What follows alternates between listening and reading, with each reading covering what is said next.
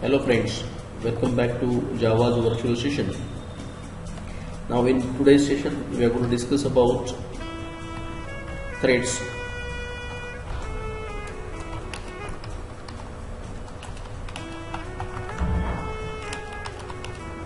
Now threads means, before going for the multi-threaded and something, first of all we need to identify what is thread.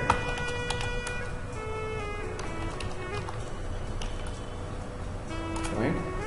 So to define a thread in simple terms, I can say that it's a sequence of execution in a process.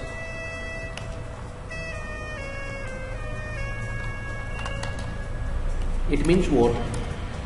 That like whenever you run any applications, it runs a main function or main body, right?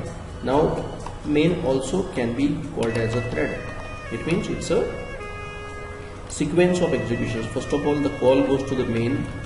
Main is process number one, right? By default it gets a call to.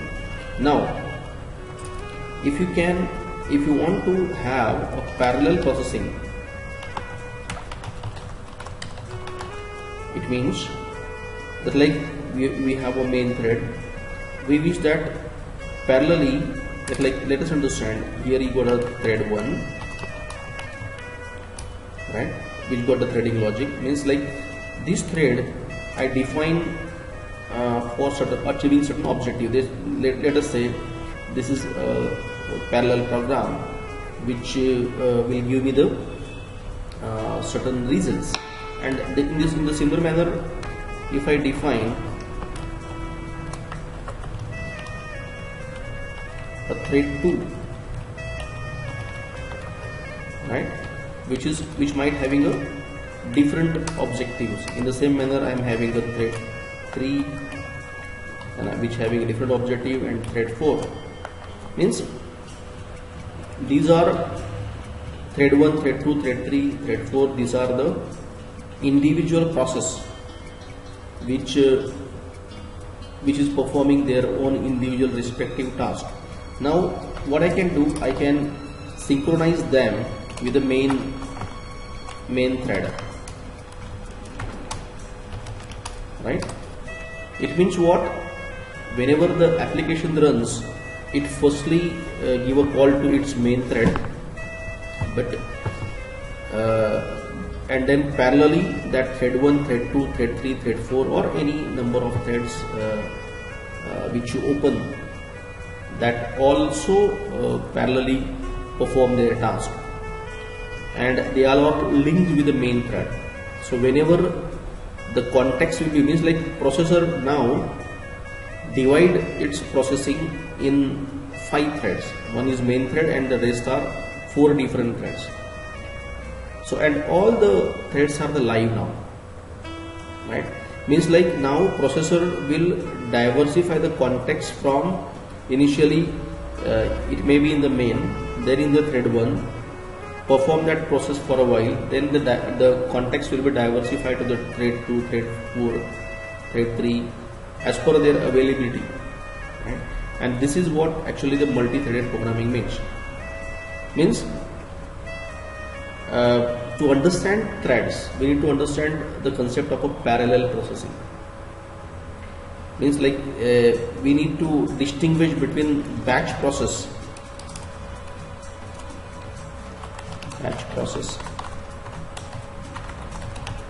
and parallel process. Now let's say you may have one question raised in your mind, that I am having a main method, then I will define various functions also, or various methods also to process the task. Is it a multi-threading? The answer is no, because when you are in main, it process mains, but when you invoke a function or the method from main, the entire control will be diversified to that process. It means in that case main become static, or main becomes stationary, it is not performing now. The control is actually processing F1 now, and when you diversify the control from F1 to F2, F1 stop functioning. Now the entire control and the entire focus is on the F2, right? So in case of batch process, focus or control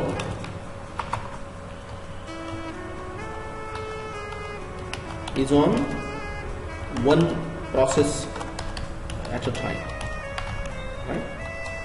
Rest process will stop functioning, right? Or rather called as dead process, right? But here in case of parallel process, every process will perform the task parallelly, right? Means as per the availability,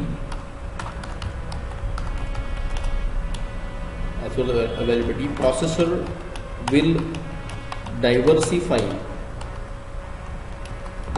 the context to that process, right? Means in case of batch processing, there is a control transfer, and in case of parallel process, there is a context transfer,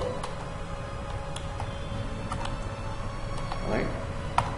Now, what is the difference between control transfer and context transfer? Means in control transfer, if you transfer the control from one process to another process, that process from where the control transfer, that stop functioning, and only the process in which the control is, it is performing the task. Means at a time only one process will perform the task. That is called the batch processing. But in case of context transfer, if you are in the process 1 and if you transfer the context to process 2, it doesn't mean that process A or process 1 stop functioning. It will parallel process, it goes in the background and keep on processing it, right? And the context will be diversified to process number B. Means now B is on foreground now, and A goes to the background, right? And when the context will be diversified to the C, now A and B will go to the background and C is on the foreground. Means but these all AB which are parallel process over there, they will not stop functioning. They are parallelly perform their task, and that is what actually the multi-threading means, right? Hope you understand it. In case of threading and multi-threading programming, we need to understand the difference between control transfer and context transfer, and batch processing and the parallel processing. Here it's like in case of threading, in case of multi-threading, parallel process functionality will work over there. Let us understand how we can able to create the threads and able to transfer the context from one thread to other thread over there, right? So to demonstrate the thread,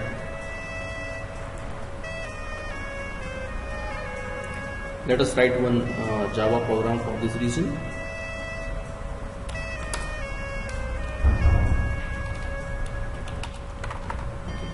Let's say starting thread.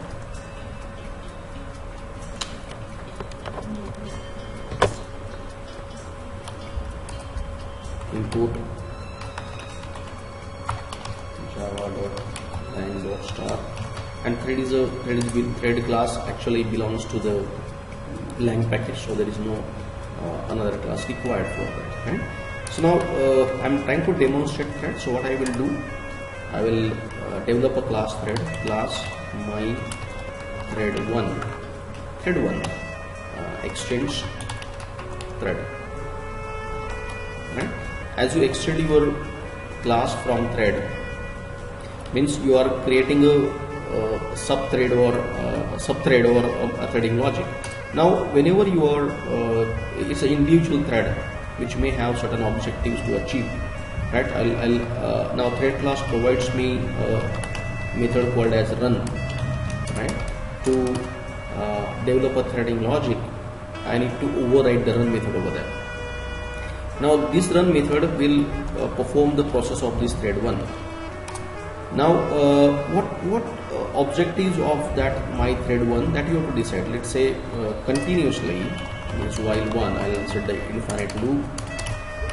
What means when the context will be diversified to this particular thread 1, what it will do, it will print a message system.out.println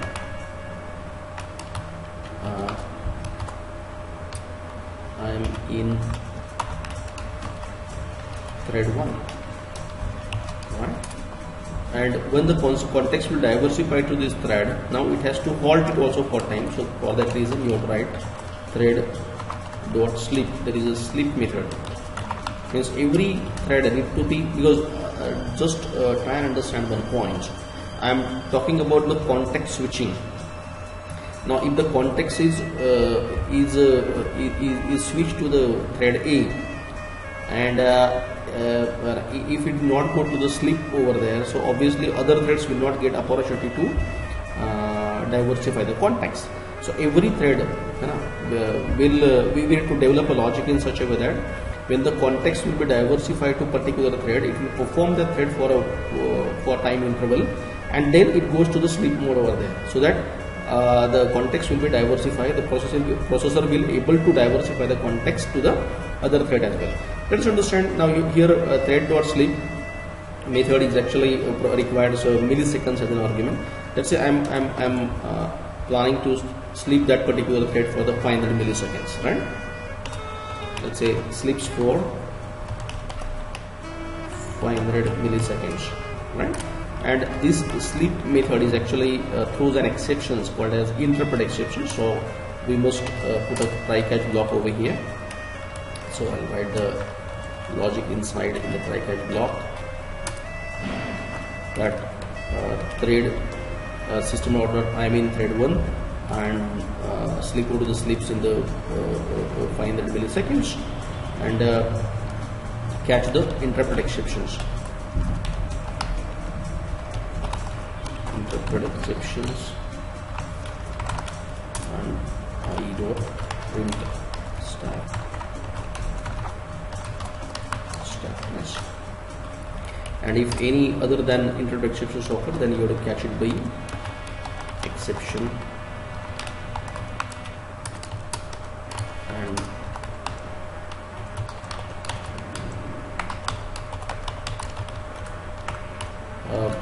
handle that exceptions over there, right? Now here it's like end of try, here it's end of while, here it's end of your run, and here it's your you can make a comment on end of while, end of your run, and your end of class. Now just go through the code again, what I write in the thread 1. My class thread 1 extend threads means I am actually planning to write the threading logic, and if you want to write the threading logic, you have to override the run method, right? To define the threading logic, override run method, and then while overriding run methods, like for infinite times, what this thread is going to do, it is going to print that I am in thread 1, and I'll explain you the logic behind sleeping, because set that thread for the sleep, because if the context is diversified, because just for a sec understand one point. If you are on the square, and square have a signaling system, right? So you will get a green to go, but it will not remain green forever. For time, in some time interval, the signal shows green, but after some time interval it will turn red, and it will turn orange again. And this synchronization of red, green, orange is called multi-threading. Means if green remains green forever, then other threads will not get a chance to process.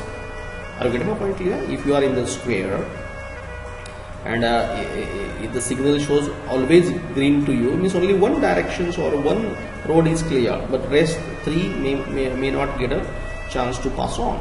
So for a time interval, that means every thread will perform the task and goes to the sleep, so that the processor will diversify the context from that thread to the other thread, right? And again that thread will perform the task and go to sleep, so that the context will be like whichever the thread is live or alive, that the processor should get a chance to diversify that context to that particular thread, right? Hope you understand it. So in this manner, if you are referring to the sleep method, and it requires milliseconds as an argument, and it throws an exceptions called as interrupted exceptions, and you handle the exception over that. This is your logic for thread 1. In this manner, you can this is the demonstrative code, so you can copy paste and develop the logic for thread 2 as well. Let's say I'm having a thread 2 logic now, my thread 2, and again override the methods, and I'm saying I'm in thread 2 now, right? And the sleeping time of this thread maybe I'm going to vary it 300 milliseconds, and then I'm going to define the thread 3, right? You can like make a comment like here it's thread 1, here it's the logic of thread 2, and here you can write in the logic of thread 3, and class thread 3 extend thread, and then I'm defining I'm in thread 3, and sleeping time I may define you can keep it 500 or 200 as well, no issues. And in this manner we define at least 4 threads, so that you can understand how the context gets switched from one thread to other thread. So now I am defining my thread 4, and okay, and this sleep time maybe 100 or whatever, right? So now I'm having 4 parallel threads. Now I'm having 4 parallel threads, and as I'm writing a demonstrative threads, there is no specific objective to be achieved. I'm just printing I'm in thread 1, I'm in thread 2, I'm in thread 4, I'm in thread 3, and every thread have a different sleeping logic. So processor will, after every 500 milliseconds, thread 1 is going to go to sleep over there, so that processor will get opportunity to switch that or diversify that context to other threads. So whichever thread alive, right? Now apart from thread 1, how many threads are available? That is main thread, and thread 2, thread 1, thread 2, thread 3, and thread 4. So whichever thread is alive, it will decide and it will diversify the context to that particular thread. Again it perform the things for a while and again switch back to other threads over there. This is what actually threading logic is. Let's test it. So class test, and then if I test thread is the class I'm writing. Now by default you will be in the main thread, right? So you can, but okay, you can prompt the message like system.out.println I am in main thread, right?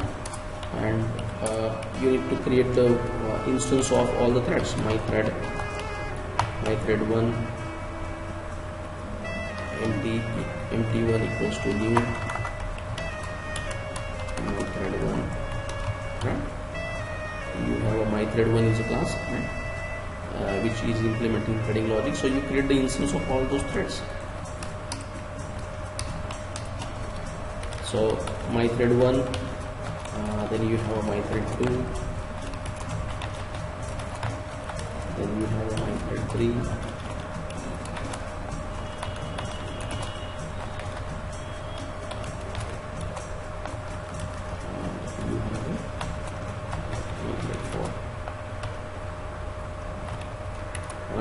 so empty1, empty2, empty3, empty4 become the instance of the thread 1, and then you write empty1 to start that thread, empty1 dot start. So it will start the thread 1, start running thread 1. In the similar manner, you make that all the threads operational, like empty 2.start. Just try and understand that you cannot directly give a call to the run method, right?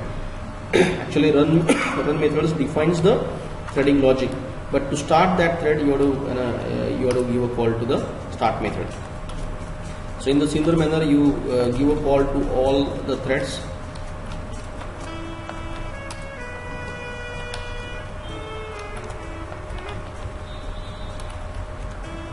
Right, and then if you are in the main thread, right, like obviously again you have to you can plan like while one I mean main thread, and make that thread also sleep for a while. Sleep thread one, okay, thread dot sleep for any number of milliseconds, maybe 1000 milliseconds. And if you are playing a threading logic,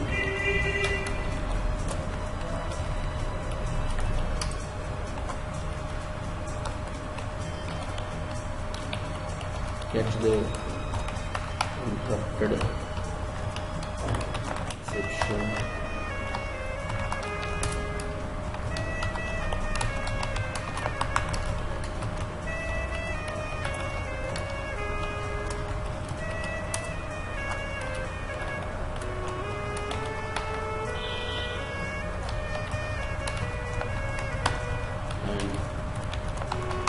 Process the exceptions, and then this is end of main.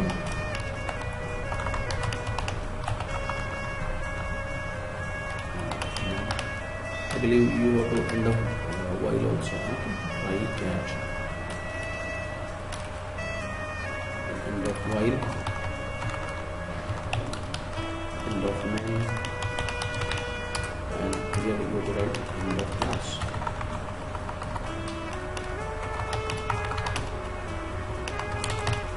Right, so we have 4 threads, and then I define a class test thread, and I initialize all the instances of thread 1 to thread 4 and start those threads, and for the infinite times again, because I have to consider this main thread also as a thread.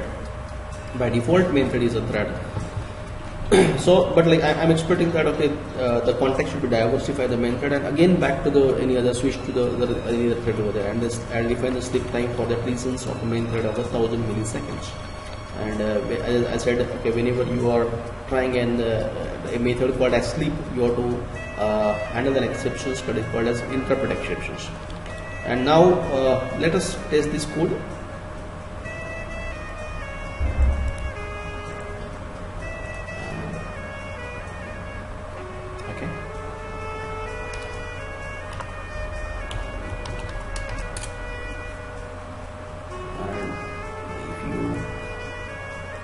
Go to the command prompt,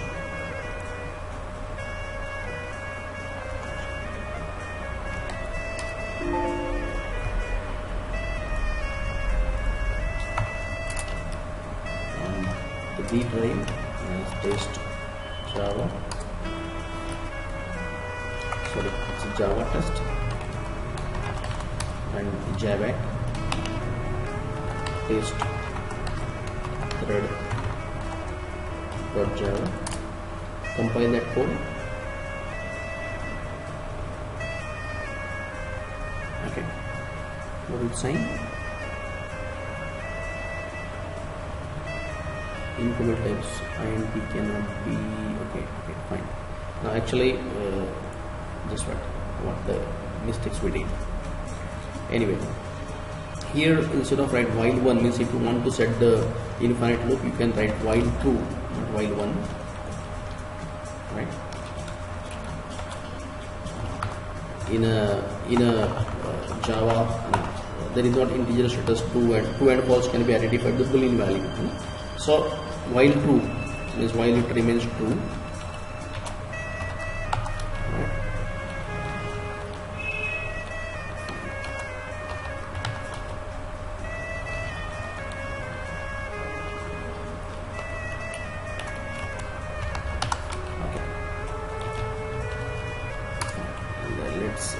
recompare it again. Now what is saying? Now okay, unable to find the symbol my thread 1, and it means that there is some spelling error. Okay, let's check it out.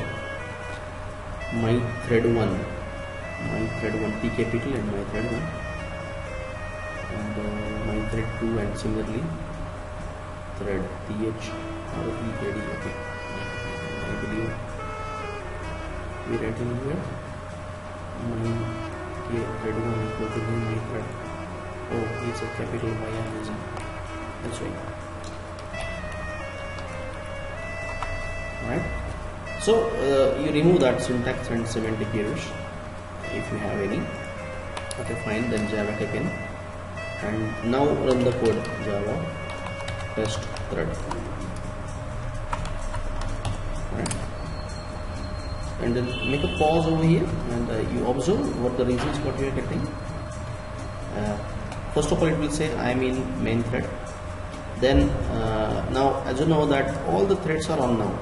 Means like thread 1, thread 2, thread 3, thread 4, and every thread have a different slipping logic. So I am in first of all I am in thread 1, and now it will go to the could go for the sleep for 1000 milliseconds, and after that it will say I am in thread 4 because processor found that thread 4 is alive now. And then when the thread 4 goes to the sleep mode over there, then thread 1 is alive, then thread 2 is alive, then thread 3 is alive, again 4 over there, again 4, again 3, switch like this, and then somewhere down the line you will switch to the main also. Right? It means whichever thread have a lesser sleeping time will the context for the number of occurrences. If you go through, you will find that the lesser number of sleeping time, more number of processes, more number of time the context will be diversify that particular process over there. So how to define a thread? Define a process logic by run. You have to extend your class from thread. You have to define the threading logic by overriding the run method over there, and then you have to define the sleep time. Why to define the sleep time? If you not define the sleep time, once the context will be diversified to that particular thread, it remain over there. Alright. So we need to diversify the context to that particular thread, and the sleeping time will decide that now another thread also we should get a chance to invoke. Right? And in this way we can synchronize. We can synchronize multiple threads with the main thread. Main thread is also by default a thread over there, and then other threads also will perform their process and able to get the chance to perform the process parallelly. Right? So means whenever you are discussing about the threading and multi-threading logic, you have to consider the case of a parallel processing. Rest, just like in a case of main method and the function calling and the method calling, it's like a batch processing. The control will remain in one batch at a time, right? But here in this case, if the context is on the main, then it will process the main, and when the context will be diversified to the thread 1, so main is not going to kill the process, it will go to the background, right? It will continuously work it on, and then keep on remaining continuous work it on, and then in thread 1, thread 2, thread 3, 4. In this manner, the thread logic was with. I hope you understand this. If you go through the like this particular execution of the code, you will understand what is exactly the multi-threading is, right? Now as everywhere we are using the nested this thing to close the thing, you have to use Control C so that you can cancel all the process over there. Right? Now this we learn about process number 1, how we can define the thread. Let us understand, because like I directly able to extend my class from the thread class. There is another way to define a thread by, like let's say there is a demonstrating thread by implementing runnable interface.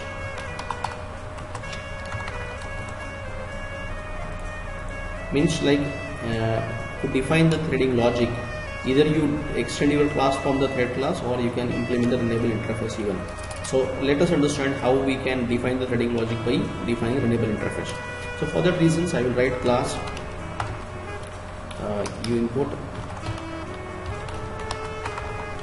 java.thread line dot start class thread1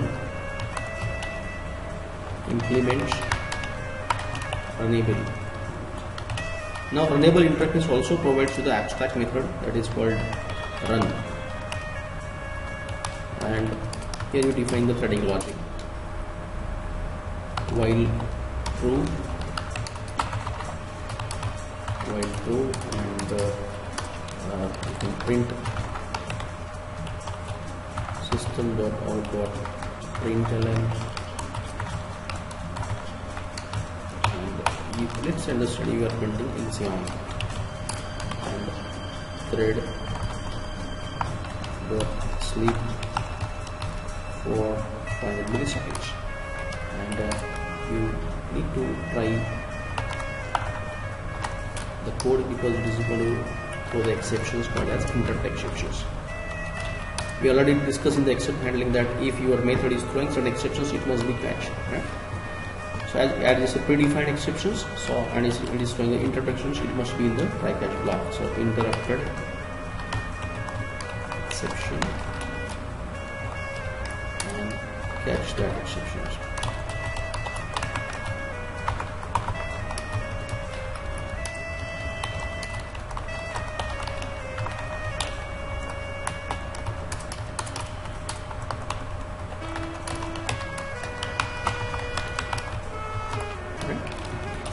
Okay, this is your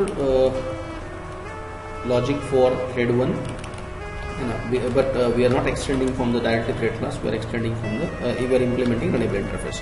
In the similar manner, I will define the another thread. Okay, class thread 2 also implements runnable, and it will print take guru, right? And maybe for any 300 milliseconds, and then again the threading logic over there. So like I'll test thread runnable. So this is the logic I'm writing.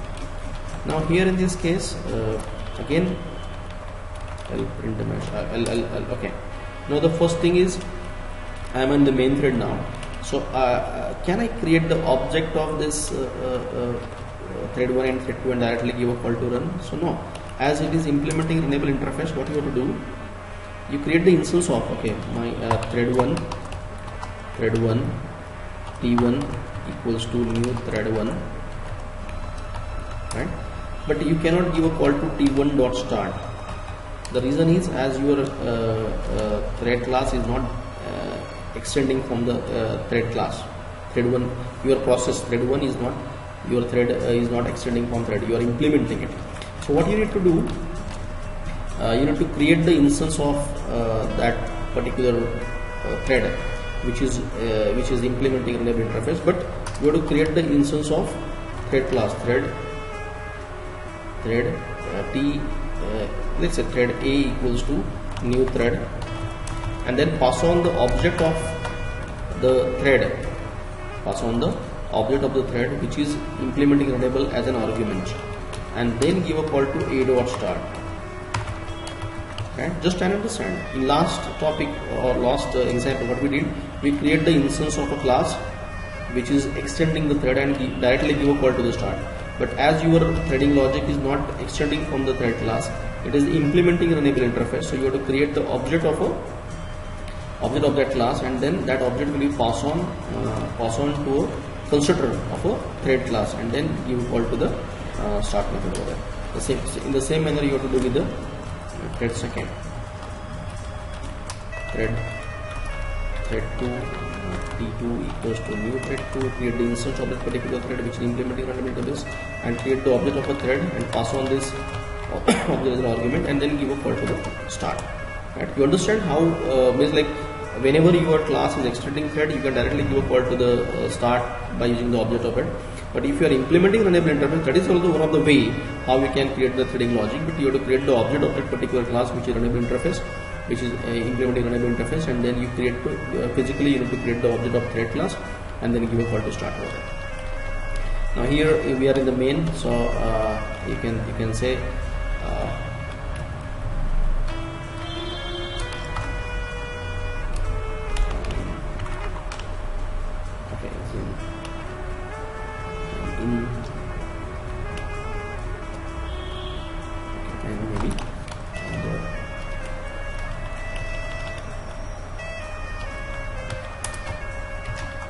while true, it is a man, and then dot sleep for maybe 1000 milliseconds again, and then again cycle clock and then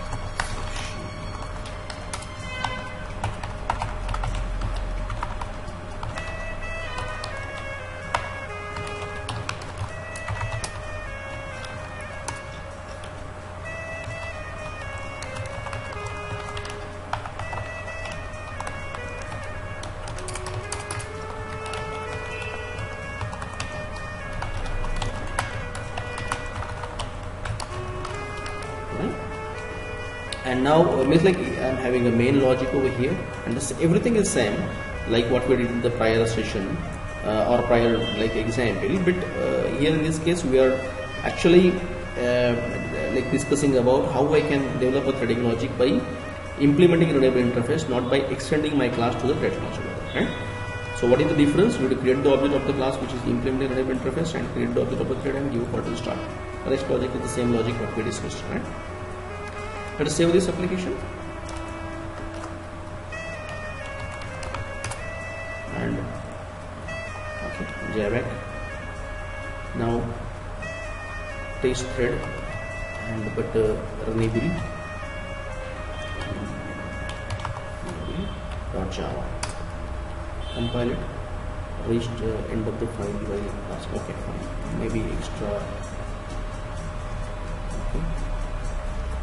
Catch and apply for extra module for end of while and then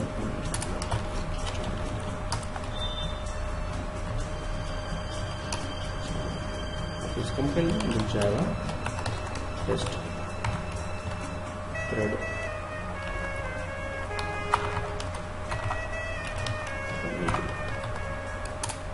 So you'll get a same thing over here. I'm in main, then it will print the tech guru and then Axiom, the tech guru, then Axiom and all this stuff, right? So in this manner we learn about how we can develop a threading logic by first of all we start with what is thread, why thread is required, because we want to develop a parallel processing. Now thread is a class and thread is a feature of Java. So you can create the parallel process. So you have to understand firstly the difference between the batch-wise processing and parallel processing. And while creating thread, you have to extend your class from the thread class, and you have to override the run method. And then you have to create the instance and give a call to. And there are two possible ways to develop a threading logic. One is extending your class from the thread class and implementing the runnable interface over there. So this is the demonstrative code for the thread. Hope you understand everything clear, right? Thank you.